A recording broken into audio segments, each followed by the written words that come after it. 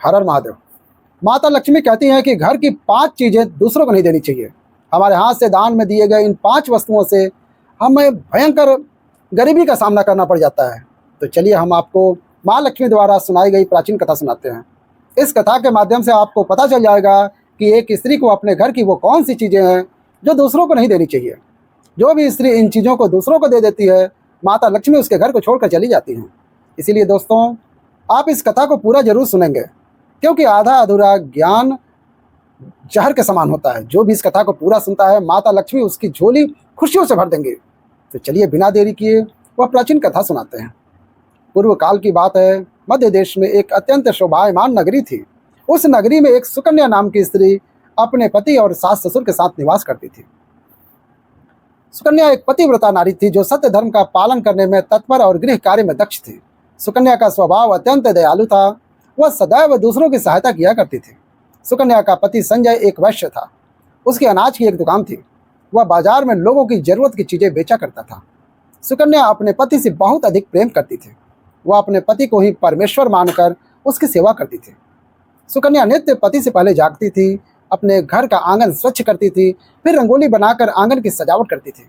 उसके बाद वह अपने घर को स्वच्छ करती, फिर स्नान आदि कार्य संपन्न करके वह तुलसी को जल देती थी और देवी देवताओं का पूजन करती थी। इस प्रकार से वह रोज अपने नित्य कर्म करती थी। सुकन्या ने कभी किसी का अनादर नहीं किया। वह सभी के साथ मधुर वाणी में बात करती थी। सभी लोग सुकन्या को देखकर कहते थे, यह तो साक्षात लक्ष्मी के समान गुणों वाली स्त्री है। यह अपने परिवार का कितने अच्छे से ख्याल रखती है। इसके अलावा सुकन्या दान धर्म करते समय कभी अपने हाथ पीछे नहीं खींचती थी।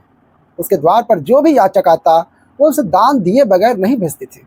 उसके द्वार से कोई खाली हाथ नहीं जाता था। जो भी भूखा उसके द्वार पर आता तो वह भर पेट भोजन करके ही लौटता, जिससे उसके द्वार पर आए हुए सभी याचक अत्यंत प्रसन्न होकर उसे आशीर्वाद देकर लौट जाते थे। इतना ही नहीं, सुकन्या अपने पड़ोसियों की भी सहायता करती थी। उसके पड़ोस में जो भी गरीब और दुखी लोग रहते थे उन्हें भी वह नित्य भोजन दिया करती थी। पड़ोसियों को जो जो चीज़ें लगती सुकन्या बिना विचार किए ही दे दिया करती थी, जिस कारण से सुकन्या के पड़ोसी भी उसका बहुत अधिक सम्मान करते थे। वे कहते थे, अहो, ये सुकन्या तो साक्षात देवी है। साक्षात माँ अन्नपूर्णा ही सुकन्या के रूप में जन्म ली हैं। लोग जब भी सुकन्या की प्रशंसा करते तो वे सभी उसके विषय में अच्छी बातें ही कहते, लेकिन लोगों की बातें सुनकर भी सुकन्या ने कभी घमंड नहीं किया। वह उन सभी को आदर और सम्मान से ही बातें किया करती थी। फिर एक दिन की बात है, सुकन्या की एक पड़ोसन उसके घर पर आती है। सुकन्या उसका स्वागत करती है और बड़े प्रेम से उससे कहती है, हे बहन, हमारे घर में तुम्हारा स्वागत है। आज किस कारण से तुम्हारा मेरे घर पर आगमन हुआ है? यदि कोई वस्तु चाहिए तो मुझसे मांग लो, मैं तुम्हारी अवश्य मदद करूंगी। सुकन्या की पड़ोसन कहती है, हे सुकन्या बहन, आज मेरे घर पर बहुत सारे रिश्तेदार आए हैं। उनके लिए मैं भोजन बना रही हूँ, इसीलिए मैं तुम्हारे पास रोटी बनाने के लिए चकला, बेलन और तवा मांगने आई हूँ। यदि तुम कुछ समय के लिए चकला, बेलन और तवा दे दोगी तो बड़ी कृपा होगी। मैं काम हो जाने के बाद तुम्हें जल्दी ही लौटा दूंगी। सुकन्या कहती है, हे बहन, इसमें क्या बड़ी बात है? अभी मुझे चकला बेलन की आवश्यकता नहीं है, इसलिए मेरा तुम चकला, बेलन, तवा ले जा सकती हो। रुको, मैं अभी लाकर देती हूँ। फिर रसोई घर में सुकन्या जाती है और रसोई घर से चकला, बेलन और तवा उस पड़ोसन को दे देती है। तब पड़ोसन कहती है, हे बहन, तुम्हारा बहुत बहुत धन्यवाद। आज तुमने मेरा काम सफल कर दिया। मैं अपने मेहमानों को भोजन कराकर तुम्हारा चकला, बेलन जल्दी से लौटा दूंगी। सुकन्या कहती है, हे बहन, चिंता की कोई बात नहीं। जब तुम्हारा कार्य पूर्ण हो जाए तो तुम मुझे लौटा देना। फिर वह पड़ोसन सुकन्या का चकला, बेलन और तवा लेकर चली जाती है।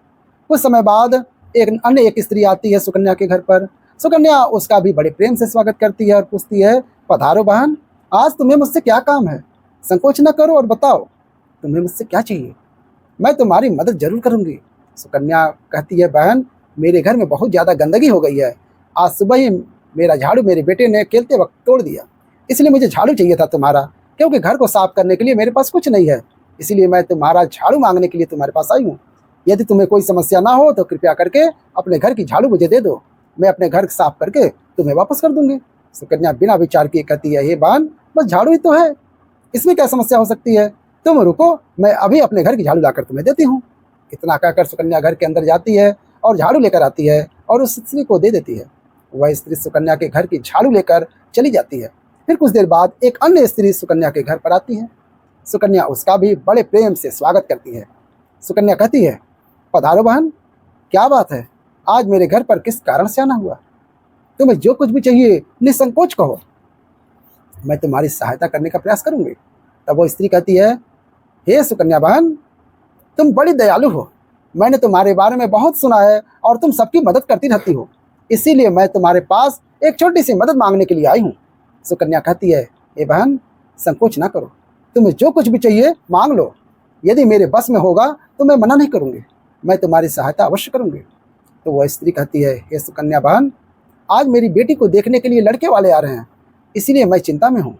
मेरे पास पहनने के लिए एक भी गहना नहीं है, तो मैं अपनी बेटी को क्या दूँ? उसके पास पहनने के लिए अच्छे वस्त्र भी नहीं हैं, इसलिए कृपया करके आप मुझे थोड़े गहने और वस्त्र उधार में दे दीजिए, केवल एक दिन के लिए। जब लड़के वाले देखकर चले जाएंगे तो मैं तुम्हारे गहने वस्त्र लौटा दूंगी। पड़ोसन की बात सुनकर सुकन्या बोलती है, बस इतनी सी बात? हे बहन, तुम चिंता मत करो, तुम्हारी पुत्री मेरी छोटी बहन की जैसी है, उसकी सहायता मैं अवश्य करूँगी। मैं अभी तुम्हें मेरे गहने और साड़ी देती हूँ, जिससे पहनकर तुम्हारी पुत्री राजकुमारी लगेगी। फिर सुकन्या अंदर जाती है, गहने साड़ी लेकर आती है और उस पड़ोसन को दे देती है।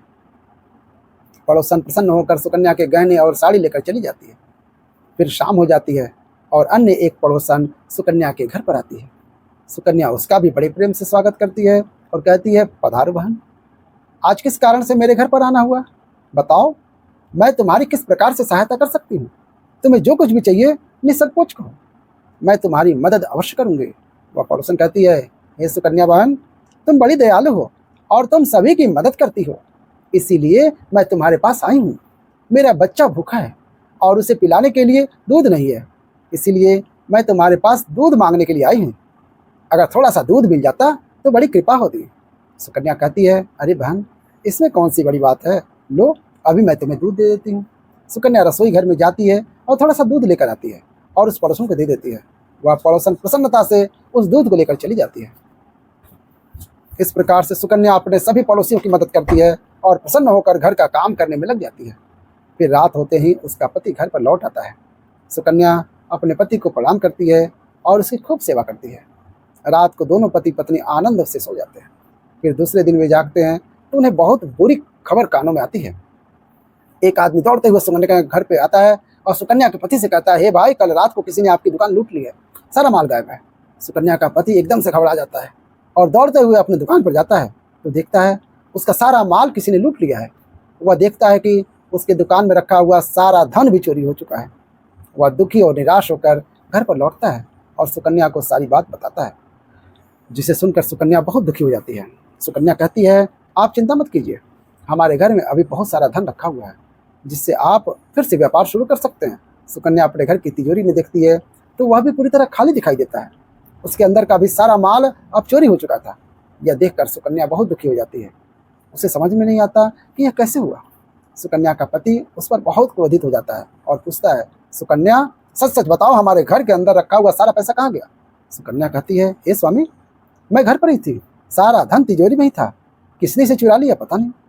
कृपया आप शांत हो जाइए, हम कोई ना कोई उपाय जरूर ढूंढ लेंगे। सुकन्या का पति कहता है, यह जो तुम दूसरे लोगों को घर पर बुलाकर खिलाती हो, अनजान लोगों को घर में बुलाती हो, उसी का फल है। तुम्हारी मूर्खता के कारण आज मुझे ये दिन देखना पड़ रहा है। हर समय किसी न किसी को दान देती रहती हो, या उन्हीं में से किसी ने हमारे घर का सारा पैसा चुरा लिया है। क्रोध में आकर सुकन्या का पति उसे भला बुरा कहता है। सुकन्या की सास भी उसे बहुत कोसती है और कहती है, तुम ही इन पड़ोसियों को घर की चीजें देती रहती हो, बिना सोचे किसी की भी मदद कर देती हो, उन्हीं में से किसी ने सारा पैसा चुरा लिया है। घर के सभी लोग ऐसे कहते हैं तो सुकन्या अपने पति को दिलासा देते हुए कहती है, हे नाथ, मैंने मेरे गहने कुछ पड़ोसी को दी हैं, मैं उसके पास से गहने लेकर आती हूँ। सुकन्या फिर उस गरीब पड़ोसन के घर पर जाती है तो देखती है उसके घर पर कोई नहीं होता है। वह स्त्री भी घर छोड़कर सुकन्या के गहने लेकर भाग गई होती है। सुकन्या निराश होकर घर पर लौटती है और अपने पति को सारी बात बता देती है। सुकन्या की बात सुनकर उसका पति आग बबूला हो जाता है और सुकन्या को भला बुरा कहने लगता है। सुकन्या का पति कहता है, तुम्हारी मूर्खता के कारण आज मुझे ये दिन देखना पड़ रहा है। हर समय किसी न किसी को दान देती रहती हो, या उन्हीं में से किसी ने हमारे घर का सारा पैसा चुरा लिया है। सुकन्या, तुम बड़ी मूर्ख हो, तुम्हारे ही कारण हमारा सारा धन वैभव चला गया है। तुम्हारे दान देने की आदत के कारण ही हमारे ऊपर यह मुसीबत आन पड़ी है। अब तू इस घर में नहीं रह सकती, तू अभी इसी क्षण इस घर को छोड़कर चली जा। सुकन्या कहती है, हे नाथ, आपके सिवा मेरा इस दुनिया में कोई नहीं है, मैं आपको छोड़कर कहाँ जाऊँ। सुकन्या अपने पति को हाथ जोड़कर विनती करने लगती है। उसका पति एक बात भी नहीं सुनता, उसे धक्के मारकर बाहर निकाल देता है और कहता है, तू इस घर से चली जा, मेरे घर में कभी मत आना। सुकन्या अपने पति को हाथ जोड़कर विनती करने लगती है, हे स्वामी, ऐसा ना कहिए, मैंने कोई अपराध नहीं किया है, आपके बगैर मैं जीवित नहीं रह सकती, मुझे दासी को आप घर से मत निकालिए। लेकिन सुकन्या का पति उसकी एक नहीं सुनता है और उसे अपने घर से धक्के मार कर निकाल देता है और कहता है, अब तू इस घर से चली जा और लौट कर मत आना, चाहे तो किसी नदी में कूद कर अपनी जान दे देना, लेकिन इस घर में मेरे साथ नहीं रह सकती। फिर सुकन्या दुखी होकर रोते हुए अपने पति के घर को छोड़कर चली जाती है। चलते चलते सुकन्या माता लक्ष्मी के मंदिर में जाती है और माँ लक्ष्मी से प्रार्थना करते हुए कहती है, हे माँ लक्ष्मी, मैंने ऐसा कौन सा पाप किया है जो मेरी ऐसी दशा हुई है। हे माँ लक्ष्मी, मैं तो नित्य आपकी पूजा करती थी, फिर भी आपने मेरा घर क्यों छोड़ा। कृपया मुझे बताओ माँ, मैंने ऐसा कौन सा अपराध किया था जो आप मुझसे रूठ कर चली गई हो। फिर सुकन्या वहीं पर बैठकर सोचने लगती है, यदि मेरे पति मुझे स्वीकार नहीं करेंगे तो मैं जीवित रहकर क्या करूँ। यदि मेरे ही कारण मेरे पति की दुर्दशा हुई है तो मुझे जीवित रहने का कोई अधिकार नहीं है। इतना सोचकर सुकन्या अपने प्राण देने के लिए नदी की तरफ जाने लगती है। नदी के पास जाकर सुकन्या माता लक्ष्मी से प्रार्थना करती है, हे माँ लक्ष्मी, अब मैं अपने प्राण देने जा रही हूँ, यदि मेरे द्वारा तुम्हारी पूजा में कोई कमी रह गई हो तो मुझे क्षमा करना, मैं अपने पति के बगैर जीवित नहीं रह सकती, इसीलिए मैं अब इस नदी में कूदकर अपने प्राण दे दूंगी। इतना कहकर सुकन्या नदी में कूदने ही वाली थी कि साक्षात माता लक्ष्मी उस स्थान पर प्रकट हो जाती हैं और माता लक्ष्मी सुकन्या से कहती हैं, रुक जाओ सुकन्या, तुम ये क्या कर रही हो। तभी सुकन्या आंखें खोलकर देखती है, साक्षात लक्ष्मी उसके सामने खड़ी है। तब सुकन्या हाथ जोड़कर उन्हें नमस्कार करती है। माँ लक्ष्मी के दर्शन करके बहुत प्रसन्न हो जाती है और कहती है, हे माँ लक्ष्मी, मुझे क्षमा करना, मैं बहुत बड़ा पाप करने जा रही थी। माता लक्ष्मी कहती हैं, हे सुकन्या, मनुष्य को स्वयं अपने प्राण नहीं लेने चाहिए, चाहे कितनी भी बड़ी मुसीबत सामने हो। आत्महत्या करना और किसी को उसे करने के लिए उकसाना दोनों ही बहुत बड़े महापाप हैं। इस पाप से मुक्ति आपको नरक लोक की कठोर से कठोर सजा पाकर ही मिलेगी। ईश्वर ने जो शरीर प्रदान किया उसे ऐसे नष्ट नहीं करना चाहिए। सुकन्या कहती है, हे माँ, मैं विवश हूँ, मेरे पति ने मेरा त्याग किया है, मेरे ही कारण मेरे घर का सब कुछ लुट गया है, इसलिए मेरे पति ने मुझे छोड़ दिया है, पर मैं अपने पति को छोड़कर जीवित नहीं रह सकती, इसी कारण से मैं विवश होकर अपने प्राण देने जा रही थी। हे सुकन्या, मैं सब कुछ जानती हूँ और यह भी जानती हूँ कि तुम्हारे पति ने तुम्हारा त्याग क्यों किया है। यह सब तुम्हारी भूल के कारण हुआ है। तुमने अनजाने में कुछ ऐसी चीज़ों का दान किया था जिस कारण से मुझे तुम्हारा घर छोड़कर जाना पड़ा। जो भी स्त्री अपने घर की इन चीज़ों को दूसरों को दे देती है, उनके घर में मेरा वास नहीं होता है, मैं उन वस्तुओं के साथ ही उनका घर छोड़कर चली जाती हूँ। हे माँ, ऐसी वह कौन सी वस्तु है, कृपया आप मुझे बताएं, मैंने कौन सी वस्तु का दान किया था जिस कारण से आपने मेरे घर का त्याग किया है। देवी लक्ष्मी कहती हैं, हे पुत्री, अब तुम ध्यान से सुनो, मैं तुम्हें उन चीज़ों के बारे में बताती हूँ जो किसी भी स्त्री को दूसरों को नहीं देनी चाहिए। इन चीज़ों का दान करने पर मैं उस घर को छोड़कर चली जाती हूँ। हे सुकन्या, तुम्हारी सबसे बड़ी भूल यह थी कि तुमने अपने घर का चकला, बेलन और तवा दान किया था। किसी दूसरी स्त्री को अपने घर का चकला, बेलन और तवा कभी नहीं देना चाहिए। रसोई घर में इन वस्तुओं का महत्व सबसे अधिक होता है। आपके घर में इन वस्तुओं की पवित्रता सदैव बनी रहनी चाहिए। इन्हीं वस्तुओं से आपके घर के पूजा घर के भगवान का प्रसाद बनाया जाता है, इसीलिए इन वस्तुओं को सदा स्वच्छ और शुद्ध रखना चाहिए। दूसरों को देने पर यह अपवित्र हो सकती है और फिर इनका उपयोग करना अशुभ फल प्रदान करता है। हे सुकन्या, तुमने अपने रसोई घर का चकला, बेलन और तवा पड़ोसन को देकर पहली भूल की है, जिस कारण से तुम दरिद्रता का भागी बनी हो। अब तुम दूसरी वस्तु के विषय में सुनो। तुमने अपने पड़ोसन को अपने घर में रखी हुई झाड़ू दे दी, जिस वस्तु में मेरा सदैव वास होता है। जो वस्तु मुझे सबसे अधिक प्रिय है, तुमने उसे ही दूसरे को दे दिया, तो फिर मैं तुम्हारे घर में कैसे ठहरती। जो स्त्री अपने घर की झाड़ू दूसरों को देती है, मैं उसके घर को त्याग देती हूँ। इसी कारण तुम्हारे पति की दुकान चोर लूट कर चले गए। झाड़ू से घर की स्वच्छता की जाती है और जहाँ स्वच्छता होती है उसी स्थान पर मेरा वास होता है। ध्यान में रखना, घर में झाड़ू को हमेशा छिपा कर रखना। झाड़ू पर बाहरी व्यक्ति की दृष्टि भी नहीं पड़नी चाहिए। झाड़ू एक अत्यंत पवित्र वस्तु है, इसे पैर नहीं लगाना चाहिए और इससे कभी विष्ठा आदि प्रकार की गंदगी नहीं साफ करनी चाहिए। माँ लक्ष्मी कहती हैं, हे सुकन्या, अब तुम तीसरी वस्तु का विषय में सुनो, जो एक स्त्री को दूसरी स्त्रियों को कभी नहीं देनी चाहिए। वह है संध्या समय पर घर का नमक, आटा और दूध तथा दही। ऐसा करने से घर में अनाज की कमी पड़ती है। ऐसा करने से दरिद्रता छाई रहती है घर में। अब सुनो, तुम्हारी चौथी सबसे बड़ी भूल, तुमने खुद के आभूषण किसी दूसरी स्त्री को पहनने के लिए दिए। एक स्त्री को अपने आभूषण किसी अन्य महिला को नहीं देने चाहिए। स्त्री के 16 श्रृंगार में गहनों का बहुत अधिक महत्व होता है।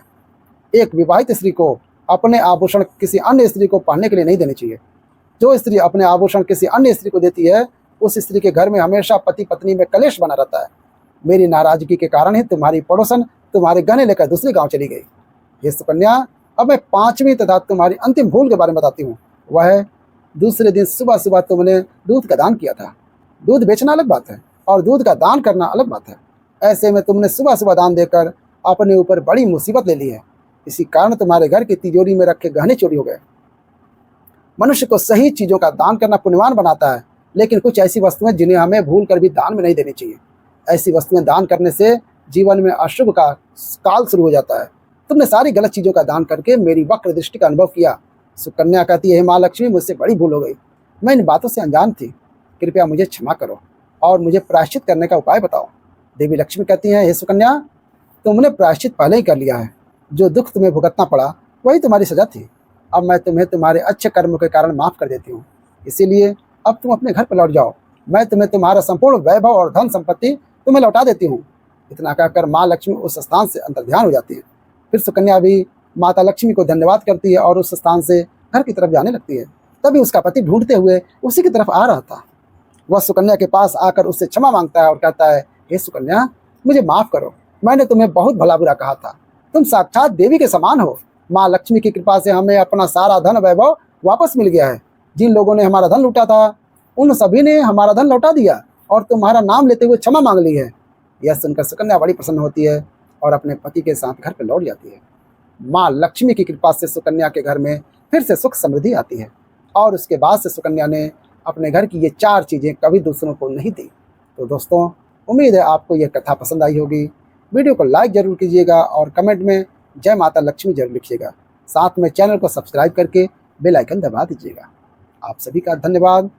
हर हर महादेव।